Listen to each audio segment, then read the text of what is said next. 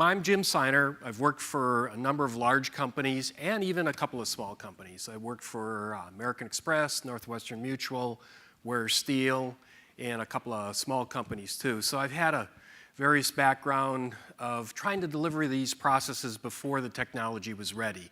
It was hard. So I've kind of had a vision for what the next generation process would look like, and that's what this is about. It's about my process is smarter than me, which means one of two things. One is I'm really, really dumb, and any process can be smarter than me. And of course, my wife, who's sitting in the back, would probably agree with that. But unfortunately, I qualified for Mensa, so I guess we can't use that one. The processes are going to get smarter. You've heard little hints at that throughout the day.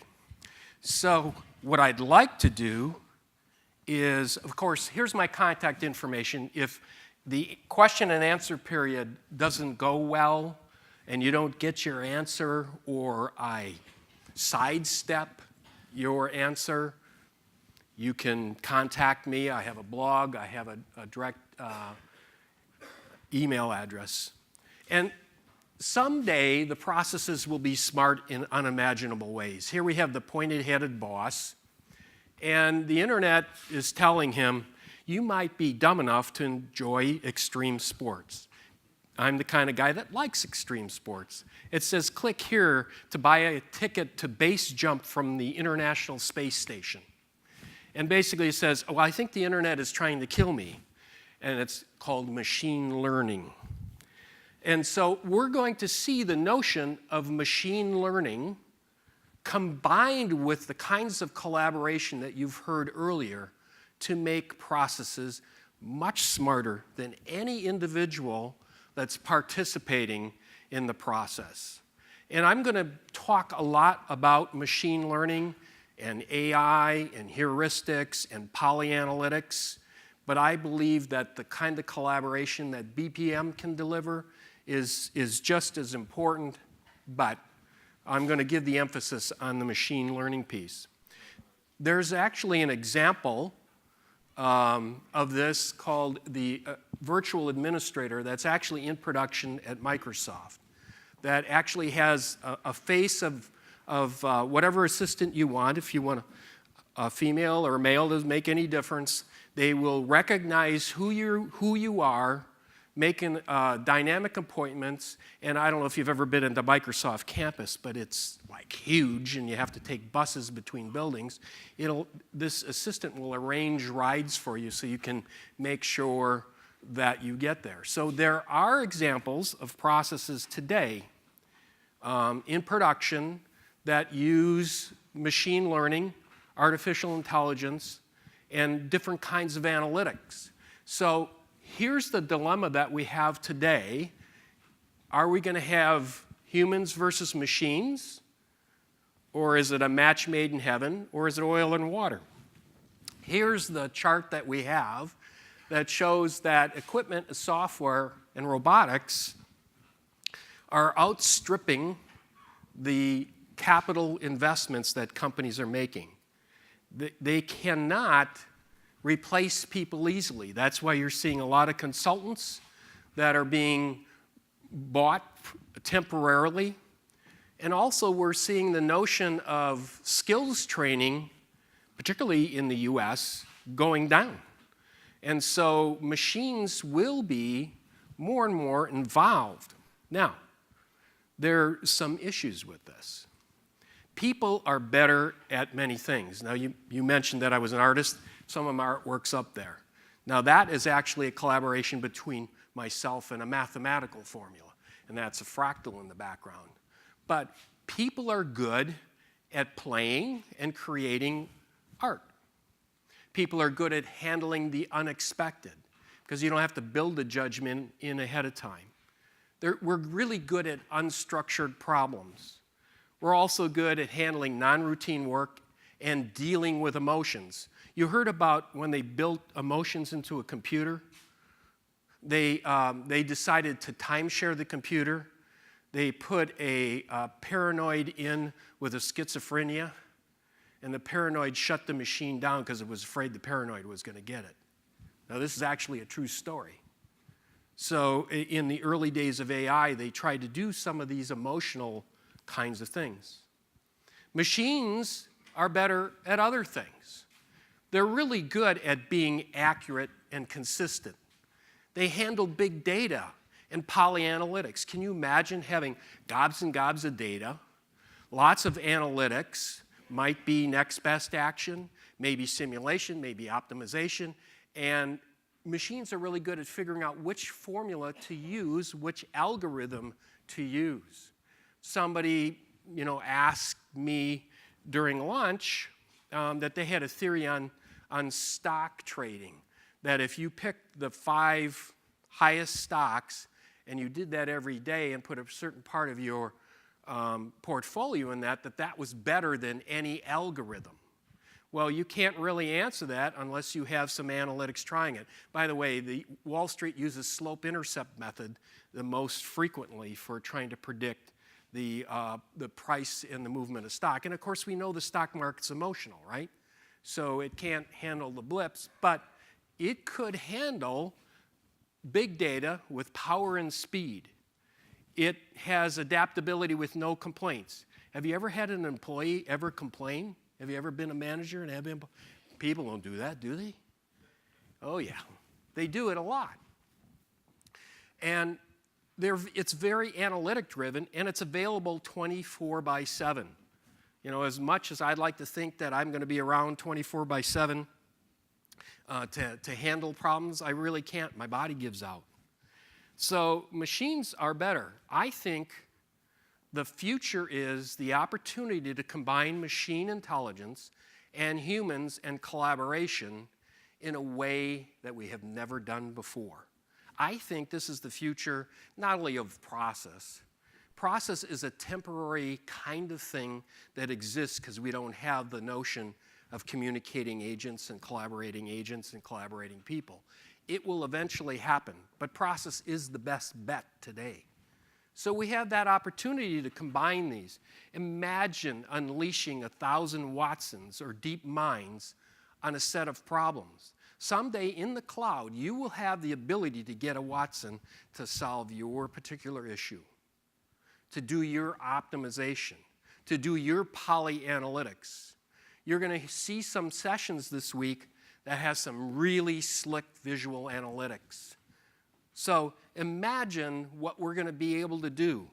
I sound like a heretic now, I suspect, to most. I came out of the AI background, and in some ways it failed. And it failed in the late 80s, early 90s because it intimidated people. And there were enough people around to do the work. Today there's not enough people, there's not enough skills to do the work. I think it'll be successful this time.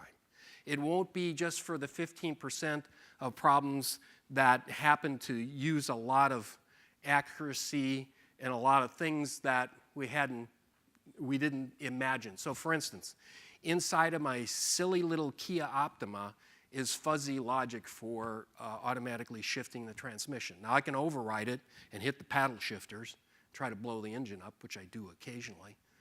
So you see Japan doing some of this early stuff, and the Koreans also, using artificial intelligence expert systems. We're going to see more of that, and don't be surprised if you hear it. Now, the reason I say process is the best thing to do this is processes have far-ranging reaches. If we follow what the experts that are saying, we should start thinking more end-to-end processes. The biggest challenges that companies have today, which is going to eventually have to get solved, is raising revenue. You can't keep doing 10% compounded annual growth rate to keep your stock flying high by cutting costs. Sooner or later, you have to raise revenue. How do you raise revenue? You delight customers. How do you delight customers? You put technology in the framework in a way they don't sense it, but it helps them. You take that customer journey and you map it. You go end to end. You figure out how you can apply technology. So look at what processes do. They have a far-ranging reach. They can detect patterns, whether those patterns be threatening or whether they be opportunistic. So these processes, as they serve customers, as they serve partners, are going to be looking for patterns. They're also going to help you make decisions. Some of the decisions will be separate, and the process will notify some manager to make a decision, and they may run something. But sometimes inline real time, as things speed up, they won't have that opportunity. Also, processes have the ability to act. So if you include insight plus action, you're going to get the kind of results that you want. And so these results are going to come through processes managing the very resources and more resources than Roger talked about. I had to work on an underwriter workbench for an insurance company, and we tried to do the very same thing that Roger has a tool to do, try to match skills to the job. So if you had somebody that had blood problems, you had to underwrite them, and you had to have these special skills. And in some cases, the special skilled people weren't available, and we found the next best resource. We had to hard code some of that, and that wasn't fun. So these processes have incredible reach. They're going to get faster, and they're going to have more impact on our lives. Processes are going to leverage polyanalytics. By the way, you'll see a number of slides that say courtesy of Gartner. Just because I left Gartner doesn't mean I think they're wrong, or I've all of a sudden gotten dumb and got to use their stuff. I was involved with creating some of this Gartner stuff, and they're moving on as well in their view of the future, which right now seems to be big change. And they may be right. Maybe it is big change. Maybe it's incremental transformation. I'm waiting to hear. I'm hoping it'll be cool. So the nice idea of optimization, decision analysis, cognitive systems, and ad hoc approaches are going to be combined in processes, dynamically, statically. And there's been a big fight among the BPM people to say, no, it's case management. No, it's modeled processes. It's both. You're going to have snippets of model processes where you know it's a best practice, and you're going to have snippets of the processes that are dynamic, that are collaborative. And it's not best practices, it's emerging better practices. When you start mining how a case worked, you're going to find better practices. So we might say to Bruce, hey, Bruce, you're our knowledge worker. You're going to underwrite this policy. Somebody else had a policy like this, and there were 3 different ways to solve it. Bruce, we trust you pick one of the 3 that you think is going to work in this instance. And Bruce is smart. We trust him. He's going to do it. And we need Bruce. I don't think we can replace Bruce with an agent. So we think process management is moving fast. And so we decided to write a book. Peter Finger, James O'Dell, who's an agent expert, and I came up with the notion of the next wave of BPM. You know, Peter Finger wrote the 3rd wave. We've been riding off of that for a while. And I think the notion of distributed smart agents collaborating dynamically or statically within certain legal constraints and regular constraints is the way it's going to go. And you say, well, how can you control that? Well, you control it with constraints. You know what constraints are, right? Anybody have kids? Okay, anybody ever send their teenager out on the first date? Now, do you sit there and repeat the rules for going out on dates? Do you repeat everything you taught them? No, you give them constraints. You say, you can do anything you want, but don't do this and don't do that. Of course, that's the first 2 things they're going to do, but that's a different issue. So processes will mind. They will listen to you. You will be able to give them freedom to collaborate with people and collaborate with machines, machine to machine, machine to people. In the book, there are real live examples in production today that are used for agent-oriented BPM. It's the wave that I think is next. That's why I'm presenting this.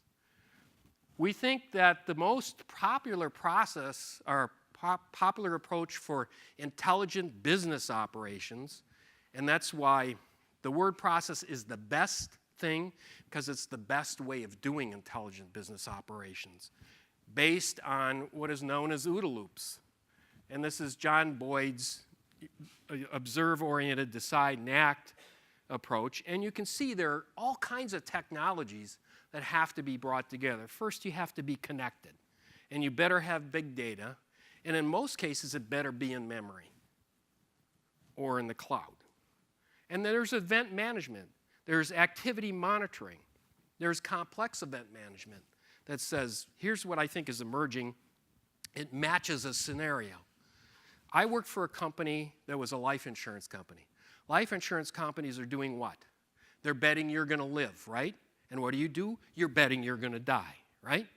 You're going to win the bet eventually. The question is, will they make enough money? And they're always afraid of losing that bet, or the odds are going to change. So what they do is they do scenario planning. We had 120 different scenarios that were planned by corporate planning. We could point to every line of code that had to be changed if a scenario occurred.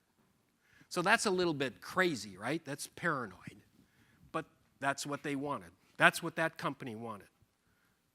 So the notion of complex events, dashboards, and real time.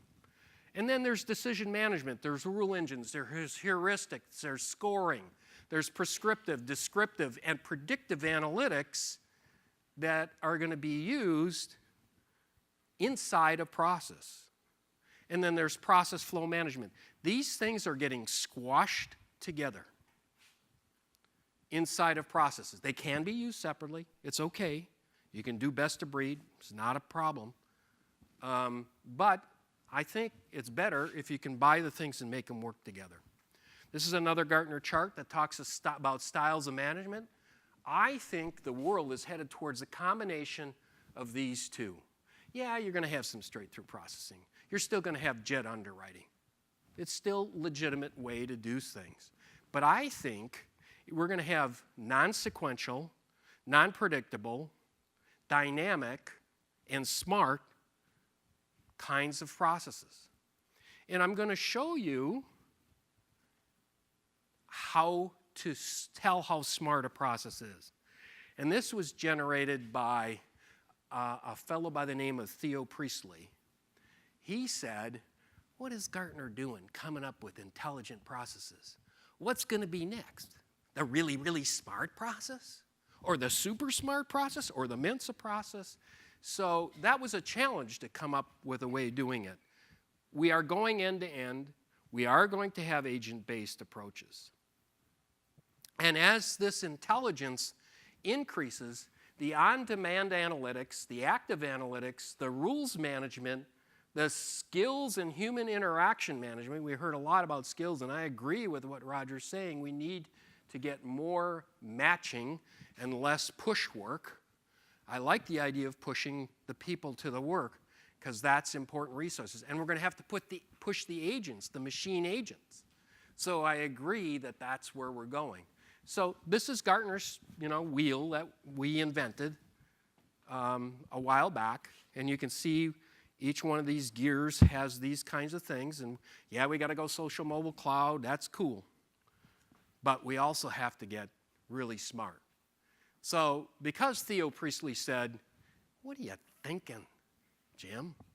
Called me up and yelled and screamed at me like only Theo can. If you know Theo, you know what I'm talking about. He's a very smart man. And so I came up with a 5-point way of measuring. So you can look at the shape. This is what is known as a Kvyat diagram. And on the left side of the chart is pure IQ. This is raw intelligence. This is, intelligence that can handle expected things. Then there's intelligence that can handle patterns. And then there's the addition of polyanalytics. Then there's the addition of machine learning. And then there's the addition of processes directing themselves and directing others. So this is raw intelligence. Have you ever run into somebody that's really, really intelligent? The smartest person I know can't get along with people. Has no social, no EQ.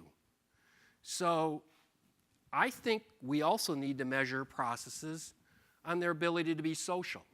Can they collaborate? Is it skills driven? Is it crowdsourced? Are we using social analytics to look at what the stringers are doing out in the world? Are we taking advantage of the creative excess that's out there that's willing to work for free, frankly? I mean, if they can do these, what is that called? These cats. They're out on the internet. I mean, I've seen so many cute pictures of cats. I'm a cat lover, so kind of fun to watch that. If they got time to do all these cat pictures and make you laugh, they got time to work on your business problem. And better practices. This is all part of the social aspect. Then did you ever find somebody that's social and really smart and can't change? Ever run into a person that's so rigid they can't change? What good are they, right? Well, if they're doing a thing that they're comfortable with, they're really good at that. Don't ask them to do too much different. So agility is another factor here, and you can use parameters, policies, sequence, milestones. That's what case management uses, and goals. And I believe that goal-driven processes that automatically adjust themselves around what the goal is at the moment is where we're headed. All you have to do is look at how the predator works. It uses that. Then there's another piece. Let's say somebody's really smart, they're really social, they're really adaptable, but you don't trust them. I mean, would you trust a drunk speaker? I wouldn't.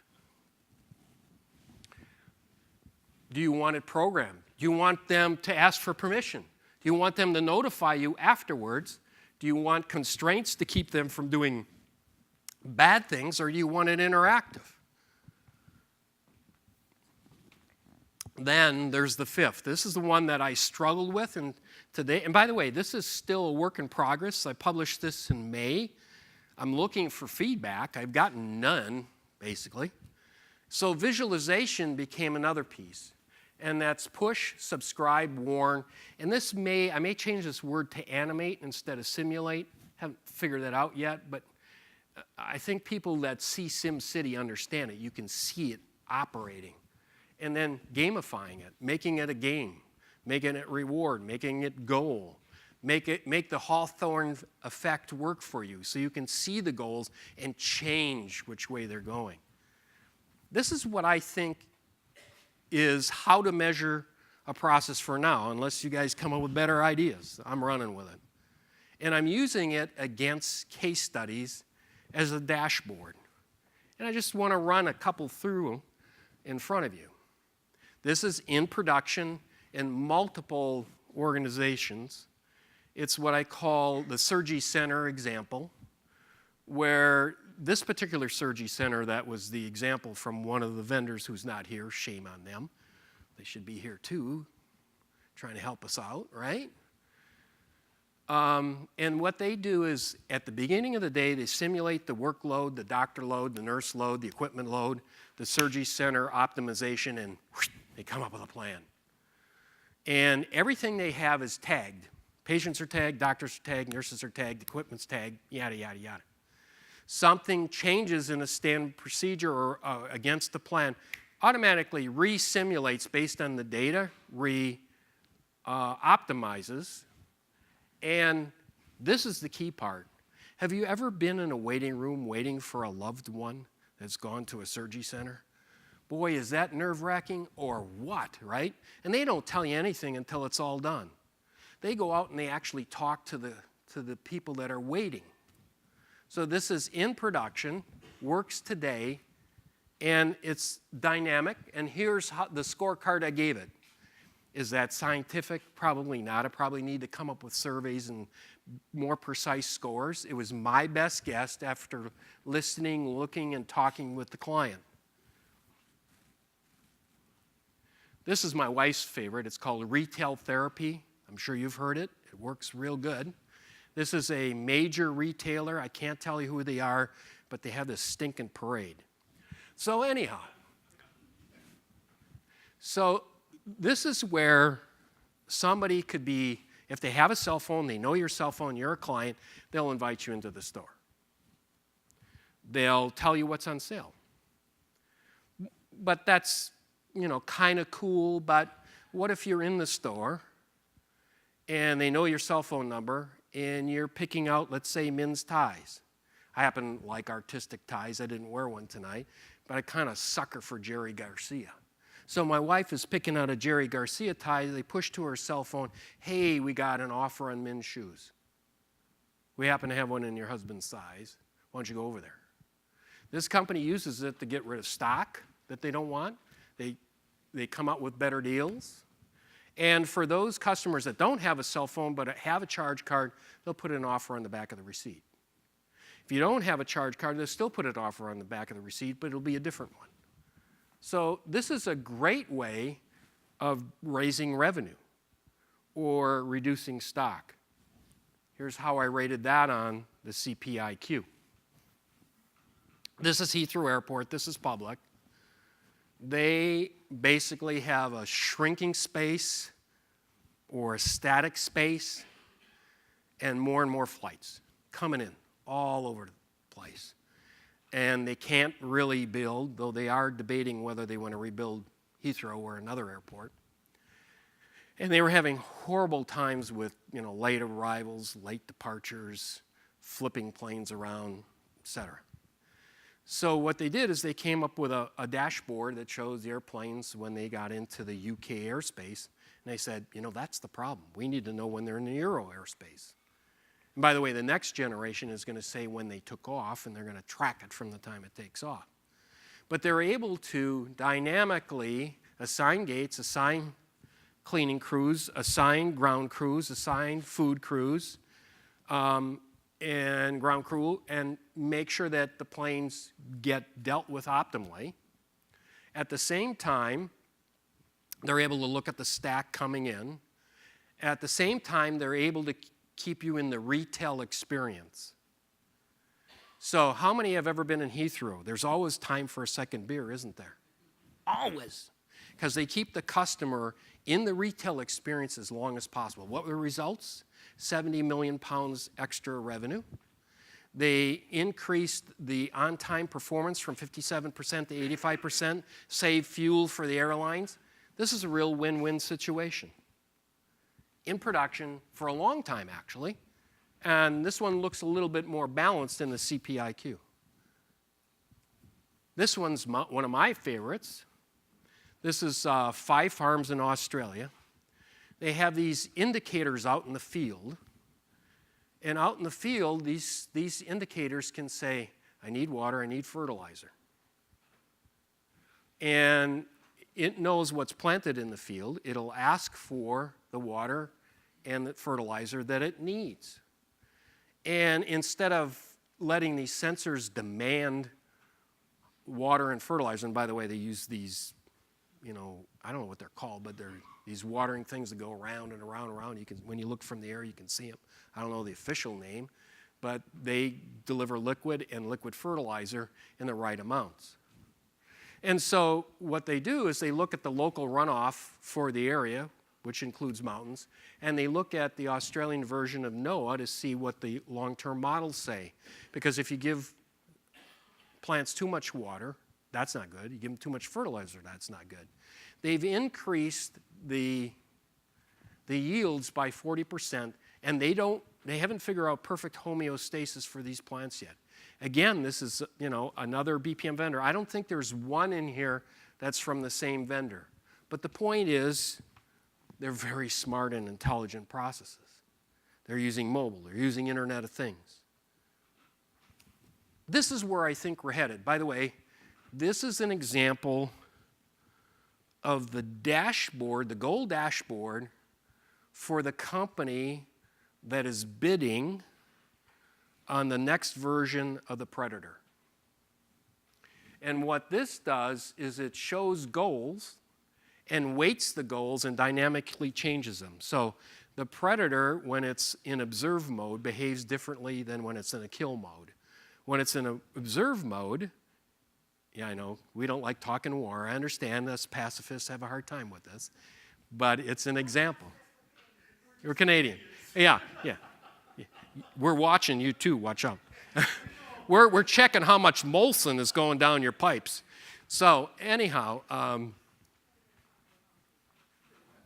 So they have to observe, and they have to know where the armed missiles are. They have to know where the mountains are. They have to know the stall angles in the Predator.